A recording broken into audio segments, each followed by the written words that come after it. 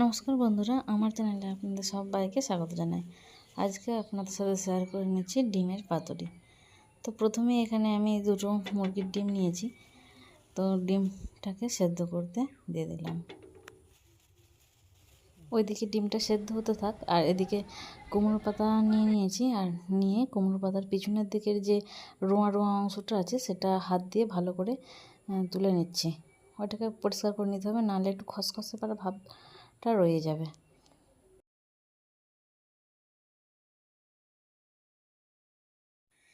কুমড়ো পাতাটা ভালোভাবে পরিষ্কার করে নিয়েছি। আর এইদিকে ডিম সেদ্ধ হয়ে গেছে, তো ডিমটাকে খোসা ছাড়িয়ে নিচ্ছি।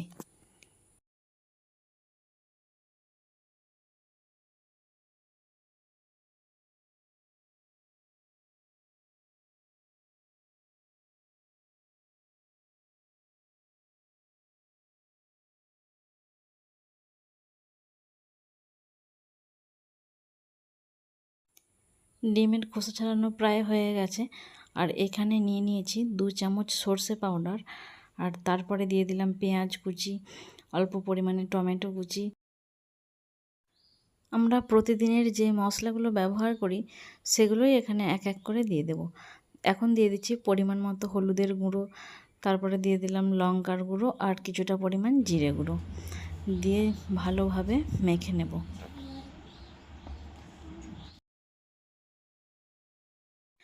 মশলাগুলো ভালোভাবে মিক্সড করে নিয়েছি।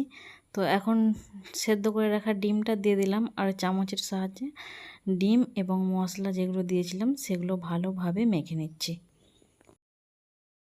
এরপর দিয়ে দিলাম পরিমাণ মতো লবণ। এখন দিয়ে দিচ্ছি অল্প পরিমাণে সরষের তেল দিয়ে আবারও ভালোভাবে মেখে নেব। ভালোভাবে মাখা হয়ে গেছে। তো আগে যে কুমড়ো পাতাটা পরিষ্কার করে রেখেছিলাম সেটা একটা প্লেটের মধ্যে রেখে, আর যে ডিমটা মেখে রেখেছিলাম সেটা এখন চামচ দিয়ে পাতাটার মধ্যে দিয়ে দিলাম। দেওয়ার পর এক পাশ থেকে কুমড়ো পাতাটা নিয়ে ঢেকে দিলাম এবং অপর পাশ থেকে নিয়েও ঢেকে দিলাম। আপনারা তো অনেকেই পাতুরি বানিয়েছেন, তো পাতা কিভাবে মুড়তে হয় সেটা প্রত্যেকেই জানেন, তবু আমি আপনাদের যেভাবে দেখিয়ে দিলাম এভাবে করতে পারেন বা অন্য নিয়মেও করতে পারেন। ভালোভাবে মুড়ে নিয়েছি। মুড়ে নেওয়ার পর একটা সুতো দিয়ে খুব টাইট করে মোড়া যাবে না, কারণ পাতাটা কেটে যাবে, সেজন্য হালকা করে বেঁধে দিতে হবে যাতে করে খুলে না যায়, সেদিকে খেয়াল রাখতে হবে।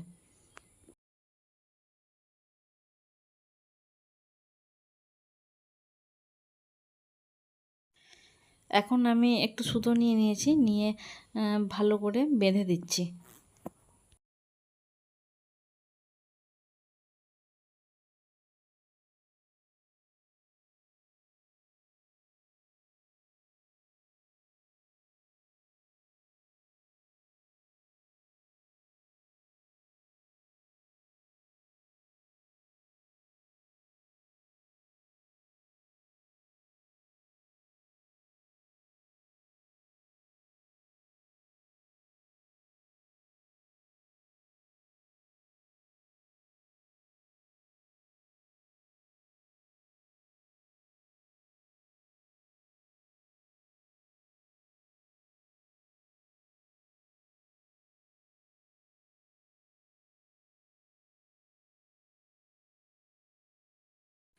প্রত্যেকটাকেই সুতো দিয়ে বেঁধে দিয়েছি, আর এরকম দেখতে হয়েছে দেখুন।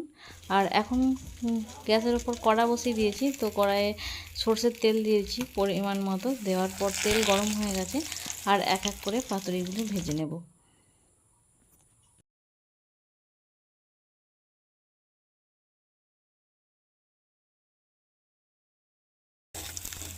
এক দিকটা হয়ে গেছে, তো অপর দিকটা উল্টে দিলাম।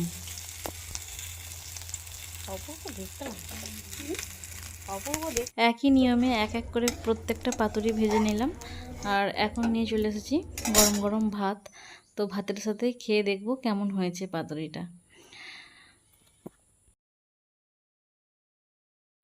পাতুরিটা আমিই খেয়ে দেখছিলাম। তো সুতোটা প্রথমে খুলে নিলাম। সুতোটা খুলতে বেশিক্ষণ লাগবে না, কারণ ভাজা হয়েছে তো একটু গরম গরম রয়েছে, হাত দিয়ে একটু টানলেই খুলে যাবে।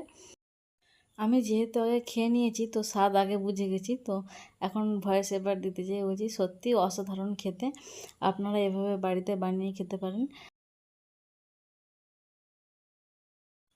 চলুন এখানেই ভিডিওটা শেষ করছি। আপনারা সবাই ভালো থাকবেন। আমার ভিডিও কেমন লেগেছে তা অবশ্যই কমেন্টে জানাবেন।